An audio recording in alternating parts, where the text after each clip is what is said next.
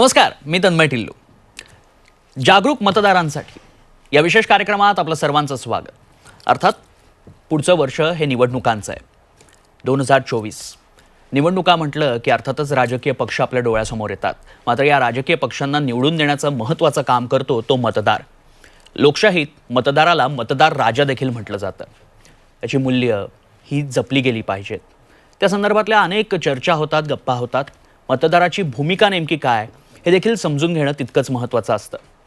लोकशाहीच्या सक्षमीकरणासाठी, बळकटीकरणासाठी मतदार किती महत्त्वाचा आहे हे देखील जाणून घेणं तितकंच महत्त्वाचं असतं. तर सुजाण मतदार आणि म्हणूनच हा आजचा विशेष कार्यक्रम आहे तो जागरूक मतदारांसाठी. आणि अर्थातच या सगळ्या मुद्द्यांवरती गप्पा मारायच्या आहेत. जाणून घ्यायचं आहे प्रशासकीय सेवेतनं साचेबद्ध चौकटी पलीकडे जाऊन मतदारांपर्यंत कसं पोहोचता येतं, त्यांना जागरूक कसं करता येतं. आणि यासाठीच आज आपल्यासोबत आहेत राज्याचे मुख्य निवडणूक अधिकारी श्रीकांत देशपांडे सर. सर, खूप खूप स्वागत तुमचं कार्यक्रमात. धन्यवाद. तर सरांची थोडक्यात ओळख करून देतो. फेब्रुवारी 2021 मध्ये खरं तर त्यांनी मुख्य निवडणूक अधिकारी पदाचा पदभार स्वीकारला आणि त्यासह ते अपर मुख्य सचिव देखील आहेत. यासह त्यांनी वित्त आणि सामान्य प्रशासनाचं प्रधान सचिव म्हणूनही काम पाहिलंय. राज्यपालांचे ते सचिव देखील राहिलेत आणि या अशा विविध वरिष्ठ पदांवर त्यांनी कामही केली आहेत. अर्थातच याला बहुविध अशी शैक्षणिक पार्श्वभूमी देखील आहे. IIT मद्रासमधनं त्यांनी केमिकल इंजिनिअरिंग केलंय. त्यानंतर पब्लिक पॉलिसी या विषयात IIM बंगळुरूतनं पदव्युत्तर पदविका प्राप्त केली. सर, आपण गप्पा मारायला सुरुवात करूयात. मुळात मतदार म्हटलं की निवडणुकीचे अधिकार, मी सज्ञान झालो आहे वगैरे वगैरे आपण चर्चा ऐकतो. पण मुळात जेव्हा निवडणुका येतात त्याआधी मतदार यादीत आपलं नाव कसं शोधायचं आणि त्याच्यासाठी ऑनलाईन आणि ऑफलाईन काय सुविधा आहेत? हा फार महत्त्वाचा प्रश्न आहे. कारण पुढच्या वर्षी निवडणुका आहेत. हो, लोकसभेच्या निवडणुका आहेत, विधानसभेच्या निवडणुका आहेत. त्यामुळे या निवडणुकीच्या अगोदर आपलं नाव मतदार यादीमध्ये आहे की नाही हे तपासणं फार महत्त्वाचं आहे. आणि आपल्याला माहिती आहे की आपलं जर नाव मतदार यादीमध्ये असेल तर आणि तरच त्याला मतदान करता येतं. त्याच्याकडे वोटिंग कार्ड आहे म्हणून त्याला मतदानाचा अधिकार प्राप्त होत नाही.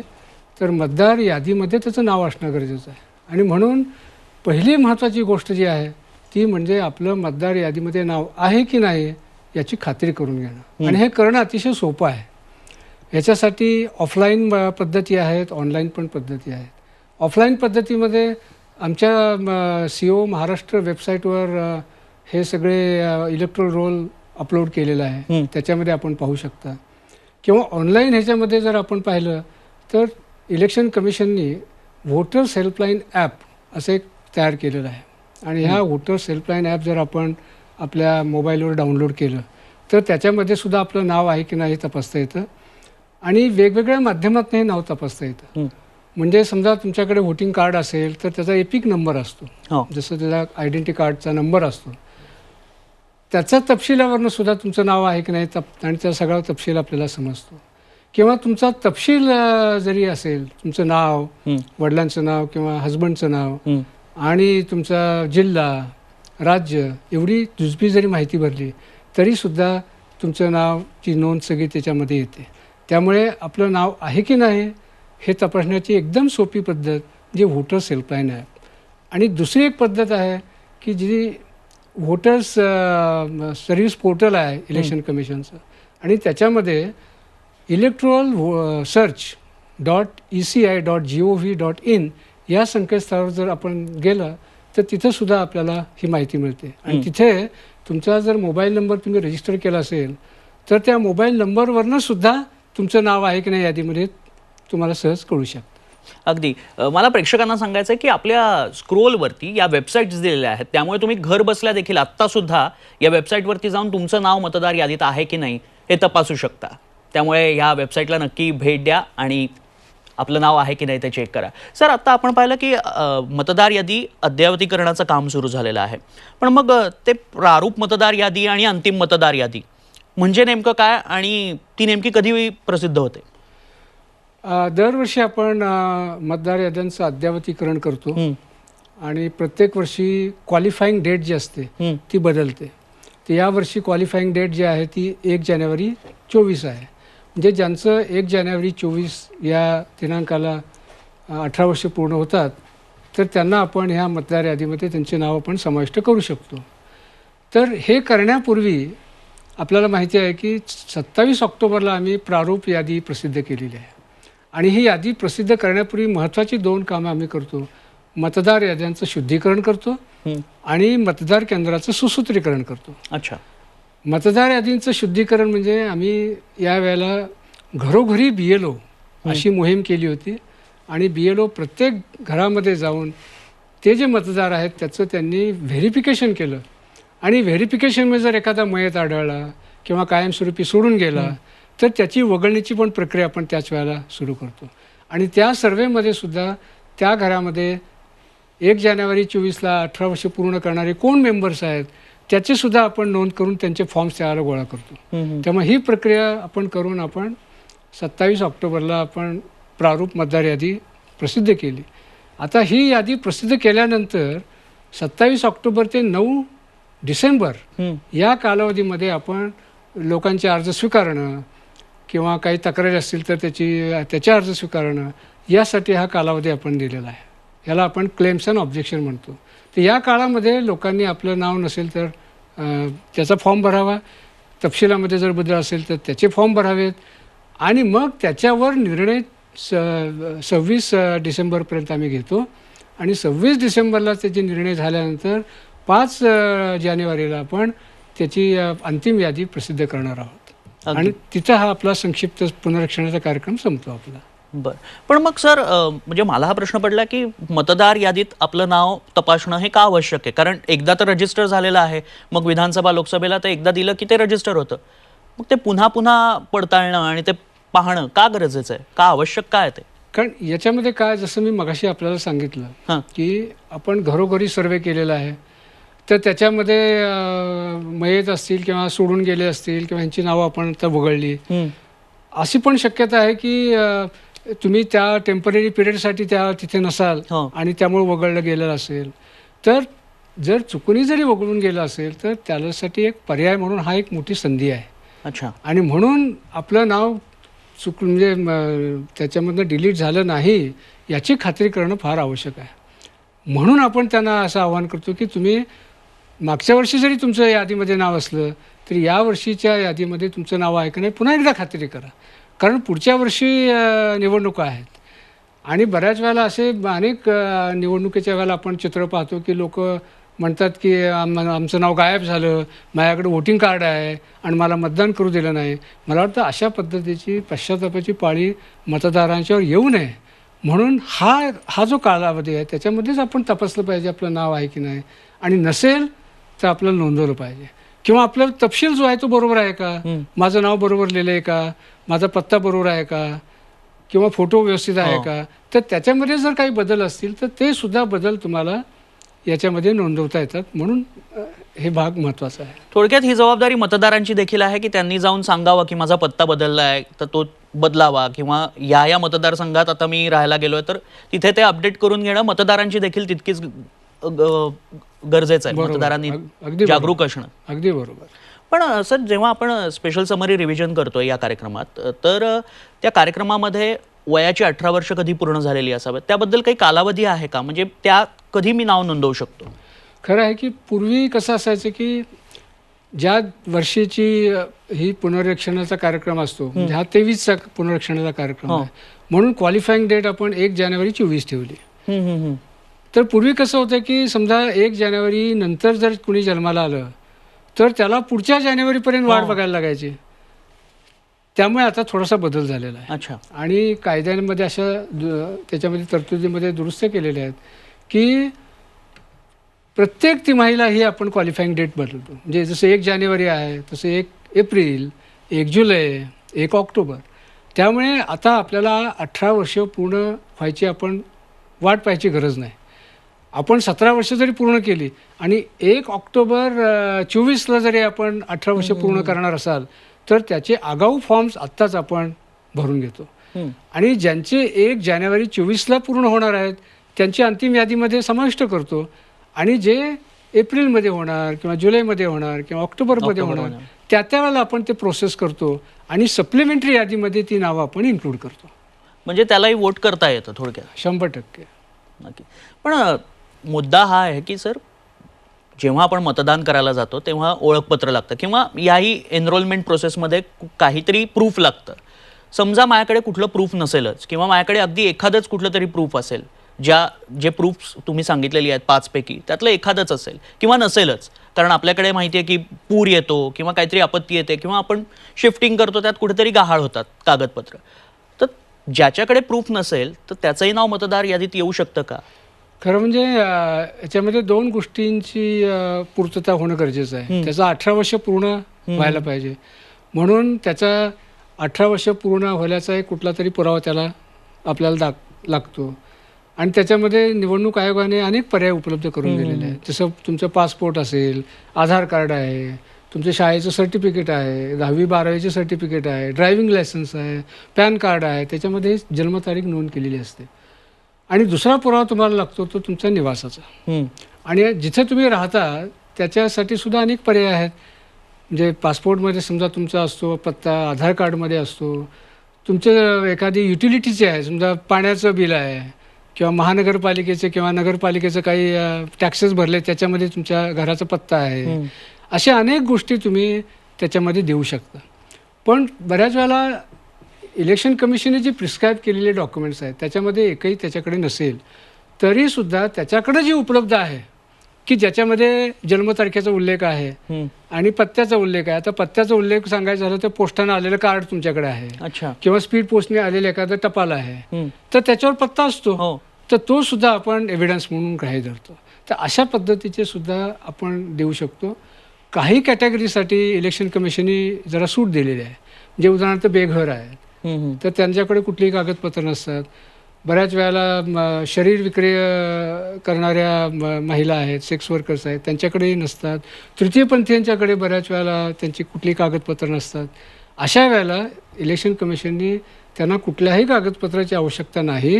त्यांना त्यांचं सेल्फ डिक्लेरेशन जरी त्यांनी दिलं की माझं नाव अमुक अमुक आहे, माझं वय अमुक अमुक आहे आणि माझा हा पत्ता आहे, तर आमचा BLO त्या पत्त्यावर जातो, त्याची तपासणी करतो, खरोखर राहतो का तिथे, आणि याची खात्री झाल्यानंतर त्या अहवालाच्या आधारे आपण त्याचं कुठलंही कागदपत्र नसलं तरीसुद्धा त्याची नाव नोंदणी करू शकतो.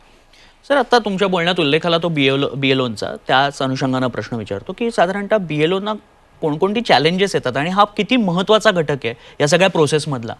खरं म्हणजे BLO म्हणजे बूथ लेवल ऑफिसर. म्हणजे मतदार केंद्राला, प्रत्येक मतदार केंद्राला आपण BLO अपॉइंट करतो वेगवेगळ्या ह्याच्यातून. शिक्षक असतील किंवा आणि इतर गोष्टी घेतो आपण. हा BLO खरं म्हणजे निवडणुकीचा कणा आहे. म्हणजे अर्ज स्वीकारण्यापासून त्याची शहानिशा करणं, तिथे त्याच्या घरी जाणं आणि तो आहे की याची खात्री करणं आणि मग त्याचा अहवाल तो मतदार नोंदणी अधिकाऱ्याला देतो आणि त्याच्यानंतर मतदार नोंदणी अधिकारी त्याच्यावर निर्णय घेतो. त्यामुळे BLOचं काम हे फार महत्त्वाचं आहे आणि ते फंडामेंटल आहे इलेक्शनसाठीचं.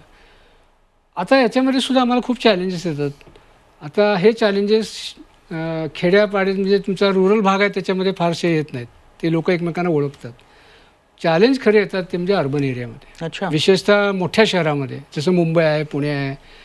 तिथे अनेक लोक सोसायटीमध्ये राहतात, त्याच्यामध्ये हाय राईज बिल्डिंगमध्ये राहतात.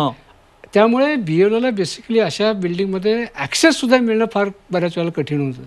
आणि BLOला मग कधी कधी पोलिसांच्या तिकडं तक्रारीसुद्धा करतात ते.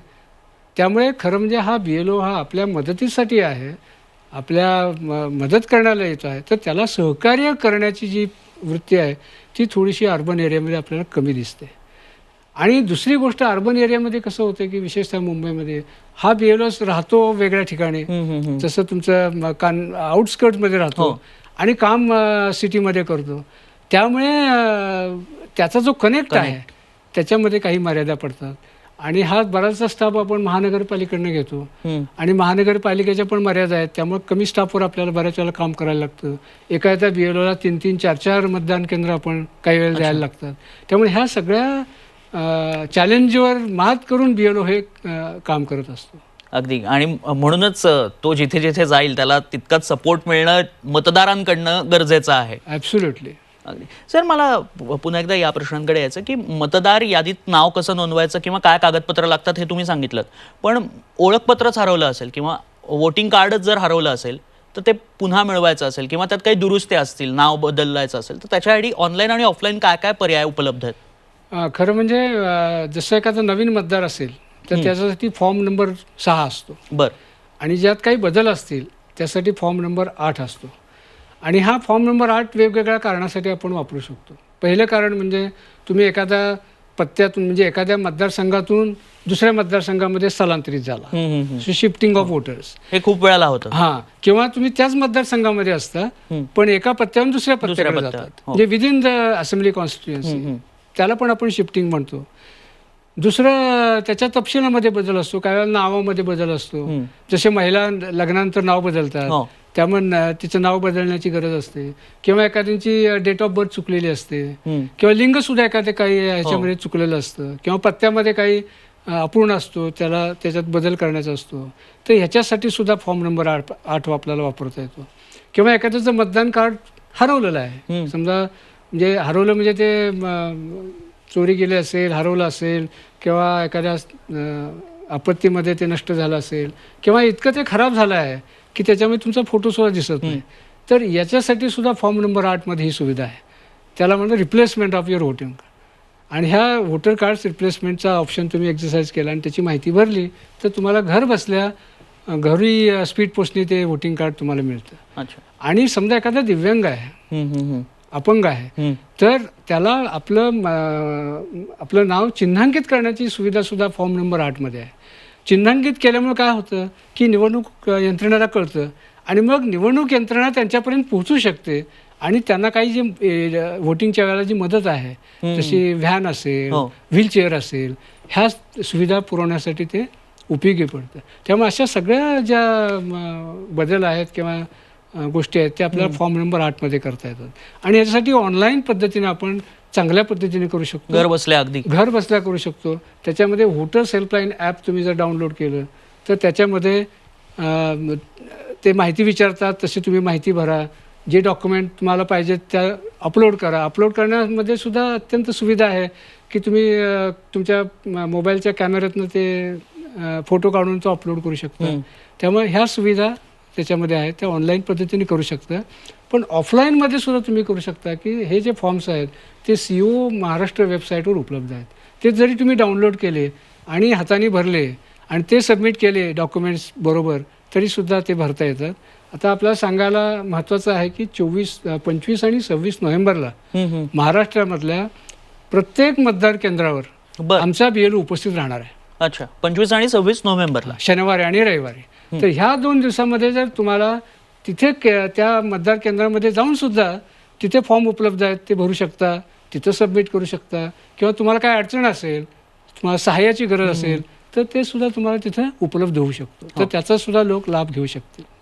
सर, मग आता मी येतो नवमतदारांकडे, कारण शेवटी देशाची स्ट्रेंथ आपण जेव्हा म्हणतो तेव्हा तो तरुण वर्ग आहे. सातत्यानं आपण या चर्चा ऐकतो की तरुण वर्ग आहे तो देशाची स्ट्रेंथ आहे. पण त्याचा प्रत्यक्ष मतदानातला सहभाग आणि तुमच्या मतदार यादीतला असलेला समावेश त्याचा तो किती आहे, तो कसा आहे, आणि यासाठी तुमच्याकडनं काय प्रयत्न आहेत की नवमतदार जास्तीत जास्त एनरोल व्हावेत, त्यांनी मतदान प्रक्रियेत भाग घ्यावा, यासाठी काय केलं जात आहे? हा प्रश्न फार महत्त्वाचा आहे. कारण एका बाजूला आपण युवकांचा देश म्हणतो, हो, आणि त्यांचा सहभाग किती आहे तपासण्याची खरंच गरज आहे. आता महाराष्ट्राचं जर उदाहरण द्यायचं झालं तर 18-19 हा वयोगट जर घेतला तर या वयोगटामध्ये महाराष्ट्रामध्ये पॉप्युलेशनमध्ये प्रमाण 3.74% आहे. म्हणजे साधारणतः 47 लाख मुलं आणि मुली या वयोगटामध्ये येतात. पण मतदार यादीमध्ये त्यांचं प्रमाण किती आहे तर 3.5 लाख आहे. अच्छा. म्हणजे म्हणजे जवळजवळ 90% जास्त मुलं मुली ह्या मतदार यादीमध्ये नाहीत, एनरोलच झालेले नाहीत. म्हणजे ही फार गंभीर समस्या आहे. आणि तुम्ही जर 20 ते 29 हा वयोगट जर बघितला तर त्याचं 20% प्रमाण आहे आपल्या महाराष्ट्राच्या पॉप्युलेशनमध्ये. म्हणजे साधारणतः ते 3.5 कोटी आहेत. त्या 3.5 कोटीपैकी 2.5 कोटी फक्त तुमच्या ह्याच्यामध्ये आहेत, म्हणजे 1 कोटी तिथेही बाहेर आहेत. त्यामुळे मला वाटतं ही फार मोठी चिंतेची गोष्ट आहे की ज्यांनी लोकशाहीमध्ये त्यांचं योगदान असण्याची गरज आहे युवकांचं, आणि त्यांचं ह्याच्यामध्ये प्रमाण कमी आहे. आणि म्हणून आम्ही याच्यामध्ये फार मोहीम मोठ्या प्रमाणात घेतली की शाळा कॉलेजेसमध्ये आम्ही पोचण्याचा प्रयत्न केला. प्रत्येक कॉलेजेसमध्ये इलेक्ट्रोल लिटरसी क्लब स्थापन केले आणि त्याच्या माध्यमातून आपण त्या कॉलेजची मदत घेऊन, त्या प्रिन्सिपलची मदत घेऊन, शिक्षकांची मदत घेऊन, NSS व्हॉलेंटियरची मदत घेऊन आपण कॅम्पेन स्वरूपामध्ये त्यांची आपण नोंदणी करून घेत आहोत. त्यामुळे मला वाटतं हा एक महत्त्वाचा आमचा एक प्रयत्न राहील की कॉलेजेस आणि शाळेमध्ये आम्ही जास्तीत जास्त पोहोचवतो आणि तिथे त्यांचे फॉर्म्स भरून घेतो. हा एक आमचा प्रयत्न चालू आहे. नक्कीच. जेव्हा आपण जागरूक मतदारांसाठी हा कार्यक्रम करतो तेव्हा एक प्रश्न आहे की मुळात आपण सुजाण झालोय का, सज्ञान झालोय का, आपण मतदान करणार आहोत म्हणजे नेमकं काय करणार आहोत, हाही विचार या निमित्तानं व्हायला हवा. आणि त्यासाठीच ज्या संकेतस्थळावरती खालती जे संकेतस्थळ दिलेलं आहे त्यावरती तुम्ही नक्की नोंद करा, एनरोल व्हा, मतदान करा. त्यासाठीच जागरूकता निर्माण करण्यासाठीच हे कार्यक्रम सुरू आहेत. सर, आज इथे आलात आणि तुम्ही मतदारांना कसं एनरोल व्हावं आणि काय नेमकं तयारी केली जाते त्याबद्दल मार्गदर्शन केलं, त्याबद्दल खूप खूप आभार. धन्यवाद. थँक्यू. कार्यक्रमात इथेच थांबतोय. पाहत राहा झी 24 तास. रहा एक पाऊल पुढे.